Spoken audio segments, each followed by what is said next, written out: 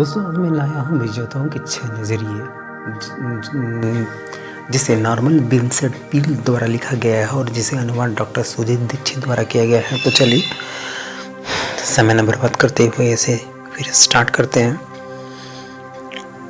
इन्होंने कहा है कि कोई समस्या इतनी बड़ी नहीं है कि सुलझाया ना जा सके। हमें सकारात्मक रूप से अपने नज़रियों को रखना होगा। इनका कहना ये है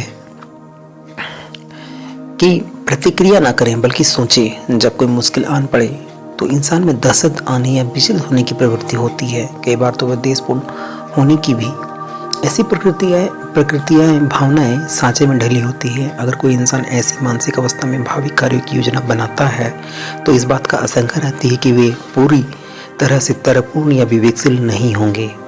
अपने दिमाग को ठंडा करने के लिए इंसान को खुद को अनुशासित करना चाहिए। दिमाग को ठंडा होने देना महत्वपूर्ण है, क्योंकि दिमाग जब गर्म होता है तो यह सोच नहीं सकता। दिमाग जब ठंडा होता है तभी यह ऐसे तार्किक तथ्यात्मक विचार सोच सकता है जो समाधान की ओर ले जाते हैं। इसलिए खुद को भावनाओं के आवेश में आने की इजाज़त न दें। सोचें। वास्तव में आपका दिमाग आपकी सबसे बड़ी संपत्ति है। यह हमेशा अनुशासनात्मक नियंत्रण में रखें। यह उस कथन को याद रखें जिसका श्रेय थॉमस ए एडिसन को दिया जाता है। शरीर का मुख्य उद्देश्य मस्तिष्क को यहाँ वहाँ ले जाना है। ये महान आविष्कारक थे, जानते थे कि दिमाग जब ठंडे अंदाज में काम करता है तभी हमें विचार मिलते हैं, वरना हमें आवेश मिलते हैं। इन दमदार विचारों से हम समस्याओं को सुलझा लेते हैं। दूसरा कथन ये है कि कैसे सोचने वाले बने। 30 साल की कड़ी मेहनत के बाद फ्रेड का कारोबार एक बदमाश साझेदार ने छीन लिया। जब वह मुझसे मिलने आया तो मुझसे उम्मीद थी कि वह दुखी होगा। इसके बजाय उसने मुझे बताया कि उसकी संपत्तियां उसके दायित्व से कहीं ज़्यादा थी।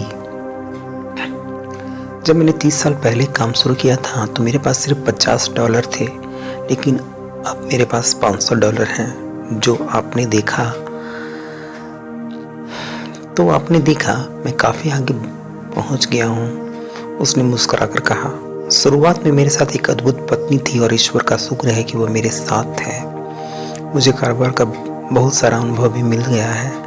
इस विपत्ति के 1 साल के भीतर उसके एक कारोबार शुरू किया जो कामयाब हो चुका है, लेकिन उसकी यही एक बात मेरे दिल दिमाग में सचमुच बैठ गई। मैंने निर्णय लिया कि मैं अगर मगर की सोच के बजाय कैसे की सोच रखूँगा। यह काफ़ी विचारों तक फ़र्क है। अगर मगर सोचने वाला व्यक्ति किसी मुश्किल या विपत्ति के बारे में चिंता करता है और दुखद अंदाज में खुद से कहता है, अगर मैंने यह किया होता, यदि यह या वह परिस्थिति अलग होती, यदि दूसरों ने मेरे साथ अन्याय नहीं किया होता। इस तरह से यह आदमी एक के बाद दूसरी व्याख्या तक गोल मोल घूमता रहता है, लेकिन कहीं नहीं पहुंच पाता। संसार में पराजित अगर मगर विचारक भरे पड़े हैं। हर समस्या में खुद के समाधान के बीच निहित होते हैं। ये कथन स्टैनली अर्नोल्ड का है। दूसरी तरफ कैसे सोचने वाले इंसान के सामने जब कोई मुश्किल या आपदा आती है तो वह उसकी चीर फाड़ करने पर कोई ऊर्जा बर्बाद नहीं करता। वह तुरंत सर्वश्रेष्ठ समाधान की तलाश करने लगता है, क्योंकि वह जानता है कि हर समस्या का समाधान हमेशा होता है। वह खुद से पूछता है, मैं सृजनात्मक तरीके से इस विपत्ति से कैसे लाभ ले सकता हूँ। मैं इसमें से कोई अच्छी चीज़ बाहर निकालने का काम कैसे कर सकता हूँ।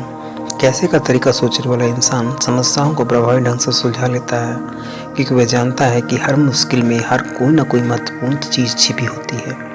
वह निरर्थक अगर मगर में समय बर्बाद नहीं करता, बल्कि सीधे सृजनात्मकता कैसे पर काम करने पर काम करता है। विश्वास करें कि आप कर सकते हैं और आप कर लेंगे। यह प्रगतिशील सिद्धांत विश्वास करने वाले इतने ज़्यादा लोगों के जीवन में साबित हुई है कि इसकी प्राथमिकता के बारे में कोई शंका नहीं है। यह भरोसा बेहद अहम है कि ईश्वरीय मदद से आप सारी समस्याओं को मुकाबला कर उसे जीत पाएंगे। मैं विश्वास करता हूँ कि मैं कर सकता हूँ। सृजनात्मक जंजीर की कड़ियाँ की तरह यह परस्पर जुड़े हैं। यदि आपको विश्वास है कि आप कर सकते हैं तो आप कर लेंगे। एक व्यक्ति एक के बाद दूसरी असफलता का अनुभव कर रहा था। फिर उसने पुस्तक में एक वाक्य देखा जिसने उसे हिला दिया। वाक्य था, सर्वश्रेष्ठ की अपेक्षा रखें और इसे पालें। यह उसके दिल के अंदर चला गया और इससे इस बात का एहसास हुआ कि वह पराजय के विचार सोच रहा था। हर दिन वह सबसे बुरी की उम्मीद कर रहा था और आमतौर पर उसे यही मिल भी रहा था। इसलिए बाइबल में ऐसे व्यवहारिक विचारों की तलाश करने लगा जो उसकी असफलता की छवि को मिटा दे। उसमें कई विचार मिले जिसमें ये 2 विचार शामिल थे, मांगे और आपको दिया जाएगा, खोजे और आप इसे पालेंगे, खटखटाएं और आपके लिए खोल दिया जाएगा। और ईश्वर ने डर का भाव नहीं दिया बल्कि शक्ति और प्रेम का और तीव्र मस्तिष्क का वरदान दिया है। बाइबल की इन पंक्तियों ने उसके दिमाग को पूरी तरह से धो दिया।